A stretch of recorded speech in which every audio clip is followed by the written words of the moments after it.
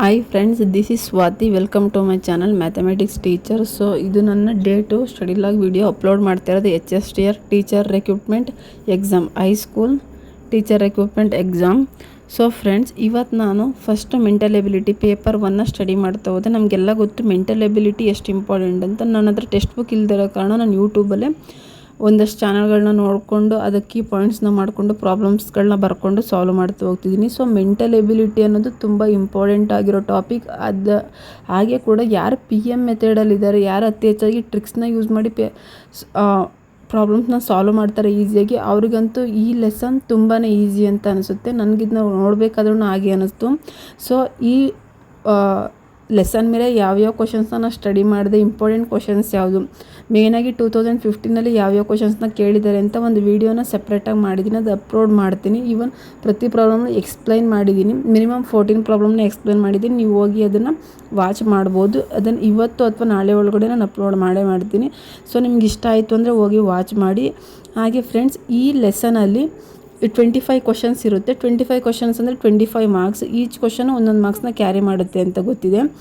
So ತುಂಬ ಟ್ರಿಕ್ಸ್ನ use ಮಾಡ್ಬೋದು. ಇದಕ್ಕೆ ತುಂಬ ಈಸಿಯಾಗಿ ಮಾಡ್ಬೋದು. ಒಂದು ಕ್ವಶನ್ಗೆ 1 ನಿಮಿಷ ಅಂತ ಟೈಮ್ ತೊಗೊಂಡ್ರು ಇನ್ನು ತುಂಬ ಈಸಿಯಾಗಿ ಸಾಲ್ವ್ ಮಾಡ್ತಾ ಹೋಗ್ಬೋದು. ಬಟ್ ಟ್ರಿಕ್ಸ್ ಅನ್ನೋದು ತುಂಬ ಇಂಪಾರ್ಟೆಂಟ್ ಆಗುತ್ತೆ, ಸ್ಪೆಷಲಾಗಿ ಈ ಲೆಸನ್ನಲ್ಲಿ. ಸೊ ಅತಿ ಹೆಚ್ಚಾಗಿ ಶಾರ್ಟ್ ಟ್ರಿಕ್ಸ್ನ ಯೂಸ್ ಮಾಡೋದ್ರಿಂದ ನಮ್ಗೆ ಆನ್ಸರ್ ಸಿಗುತ್ತೆ, ಬಟ್ ಸಮ್ಟೈಮ್ಸ್ ಸಿಗೋದಿಲ್ಲ. ಸೊ ಅದಕ್ಕೆ ನಾವು ಶಾರ್ಟ್ ಟ್ರಿಕ್ಸ್ ಮತ್ತು ಲಾಂಗ್ ಟ್ರಿಕ್ಸ್ ಎರಡನ್ನೂ ಕೂಡ ನಾವು ಈಸಿಯಾಗಿ ನೋಡ್ಕೊಂಡಿರಬೇಕು. ಸೊ ಅವಾಗ ನಮ್ಗೆ ಈಸಿಯಾಗಿ ಹೆಲ್ಪ್ ಆಗುತ್ತೆ ಅಂತ ಹೇಳ್ತೀನಿ. ನಾನು ಬಂದಿದ್ದು ವಿಡಿಯೋ ಬಂದು ಸಾಧನಾ ಅಕಾಡೆಮಿ ಅಂತ ಅನ್ಕೋತೀನಿ. ಸಾಧನಾ ಅಥವಾ ಕರ್ನಾಟಕ ಅಕಾಡೆಮಿ ಇರಬೇಕು, ಎರಡರಲ್ಲೊಂದು. ತುಂಬ ಚೆನ್ನಾಗಿ ಎಕ್ಸ್ಪ್ಲೇನ್ ಮಾಡಿದ್ರು. ತುಂಬ ಲೆಂತಿ ವಿಡಿಯೋ. ಇದನ್ನು ತುಂಬ ಚೆನ್ನಾಗಿ ಸ್ಟಡಿ ಮಾಡಿದೆ. ಸೊ ಈ ವಿಡಿಯೋ ನೋಡಿದ್ಮೇಲೆ ಒಂದು ಕ್ಲಾರಿಟಿ ಬಂತು ಮೆಂಟಲ್ ಎಬಿಲಿಟಿ ಬಗ್ಗೆ. ತುಂಬ ಈಸಿ ಇದೆ, ಸ್ಟಡಿ ಮಾಡ್ಬೋದು ಅಂತ ಅನಿಸ್ತು ಫ್ರೆಂಡ್ಸ್.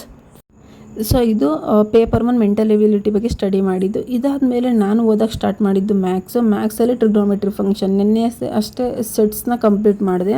ಸೊ ಇವತ್ತು ನಾನು ಟ್ರಿಗ್ನೋಮೆಟ್ರಿ ಫಂಕ್ಷನ್ನ ಸ್ಟಾರ್ಟ್ ಮಾಡಿದೆ. ನಮಗೆಲ್ಲ ಗೊತ್ತಿರೋ ಹಾಗೆ ಟ್ರಿಗ್ನೋಮೆಟ್ರಿ ಅನ್ನೋದು ಎಷ್ಟು ಇಂಪಾರ್ಟೆಂಟ್ ಬೇಸಿಕ್ ಚಾಪ್ಟರ್ ಮ್ಯಾಥಮೆಟಿಕ್ಸ್ ಅವ್ರಿಗೆ ಅನ್ನೋದು ಗೊತ್ತಿದೆ.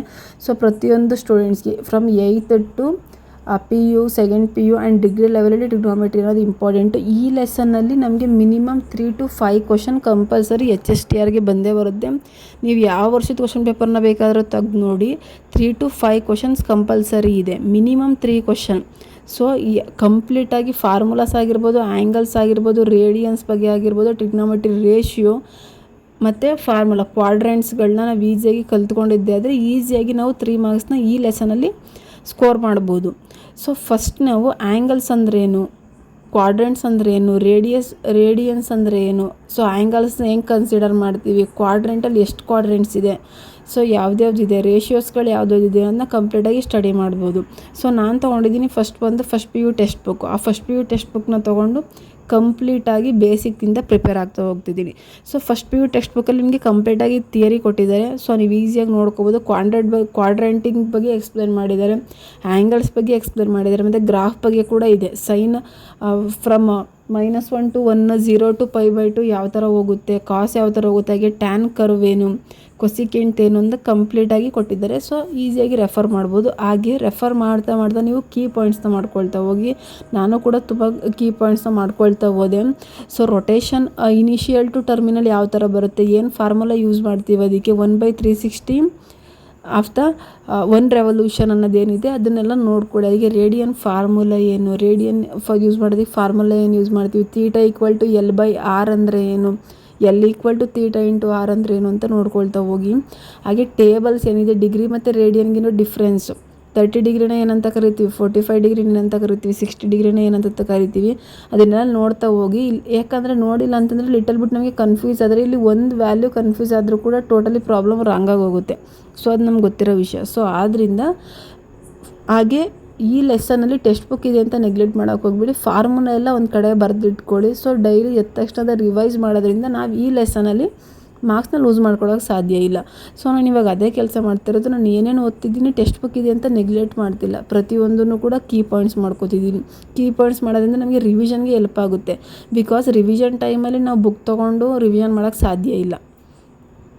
ಸೊ ಟ್ರಿಗ್ನೋಮೆಟ್ರಿ ನೀವು ಈಸಿಯಾಗಿ ratio table and sine theta cos theta tan cot cosecant secant ಫಾರ್ಮುಲಾಗಳು ಸಿಂಪಲ್ ಫಾರ್ಮುಲಾಗಳನ್ನ ನೋಡಿಕೊಂಡ್ರೆ ನಾವು ಈಸಿಯಾಗಿ 3 ಮಾರ್ಕ್ಸ್ನ ತೊಗೋಬೋದು. ಈ ಟೇಬಲ್ನ ಕಂಪ್ಲೀಟಾಗಿ ಕಲೀರಿ. ಸೊ ಯಾರಿಗೆಲ್ಲ ಮ್ಯಾಥ್ಸ್ ಕಷ್ಟ, ಟ್ರಿಗ್ನೋಮೆಟ್ರಿ ಕಷ್ಟ, ಈ ಟೇಬಲ್ ತುಂಬ ರೇಷಿಯೋಸ್ ಹೆಂಗೆ ಕಲಿಯೋದು ಅಂತ ಕನ್ಫ್ಯೂಸ್ ಇರುತ್ತೋ, ಸೊ ಅವರು ಒಂದು ಕಡೆ ಬರೆದಿಟ್ಕೊಳ್ಳಿ. ಡೈಲಿ ಮಾರ್ನಿಂಗ್ ಎದ್ದ ತಕ್ಷಣ ನೋಡಿ, ಒಂದು 2 ಮಿನಿಟ್ಸ್ ಕೂತ್ಕೊಳ್ಳಿ, ಟೇಬಲ್ ನೋಡಿ. ಮರೆಯೋಕ್ಕೆ ಸಾಧ್ಯನೇ ಇಲ್ಲ ಟೇಬಲ್ನ. ಅಲ್ಲಿ ನೀವು ಸ್ಟಾರ್ಟಿಂಗ್ 2 ರೇಷಿಯೋಸ್ನ ಕಲ್ತ್ಕೊಂಡ್ರೆ ರೇಷಿಯೋ ಟೇಬಲ್ನ, ಇನ್ನು ಮಿಕ್ಕಿದ್ದಂಥ 4 ರೇಷಿಯೋಸ್ನ ಈಸಿಯಾಗಿ ಬರಿಬೋದು. ಅದು ಹೇಗೆ ಬರೆಯೋದು ಅಂತ ಟ್ರಿಕ್ಸ್ ಕೂಡ ನಾನು ಅಪ್ಲೋಡ್ ಮಾಡ್ತಾ ಹೋಗ್ತೀನಿ. ಹಾಗೆ ನೆಕ್ಸ್ಟ್ ಬಂದು ಕ್ವಾಡ್ರೆಂಟ್ನ ನೋಡ್ತಾ ಹೋಗಿ. 4 ಕ್ವಾಡ್ರೆಂಟ್ ಇದೆ. ಸೊ ಫಸ್ಟ್ ಕ್ವಾಡ್ರೆಂಟಲ್ಲಿ ಎಲ್ಲ ಪಾಸಿಟಿವ್ ಆಗಿರುತ್ತೆ. ಸೆಕೆಂಡ್ ಕ್ವಾಡ್ರೆಂಟಲ್ಲಿ ಸೈನ್ ಮತ್ತು ಸೈನ್ಗೆ ಆಪೋಸಿಟ್ ಆಗಿರೋ ಕೊಸಿಕೆಂಟು ಪಾಸಿಟಿವ್ ಇರುತ್ತೆ.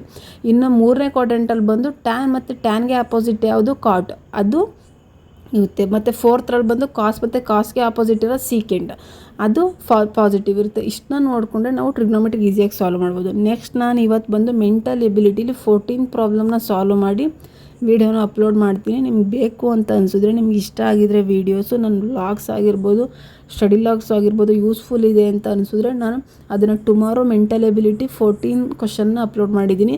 ಅದರಲ್ಲಿ 4 ಕ್ವಶನು 2015 ಕೇಳಿರೋದನ್ನ ಎಕ್ಸ್ಪ್ಲೇನ್ ಮಾಡಿ ಹಾಕಿದ್ದೀನಿ. ಸೊ ನಿಮ್ಗೆ ಇಷ್ಟ ಆಯಿತು ಅಂದರೆ ಹೋಗಿ ನೋಡಿ.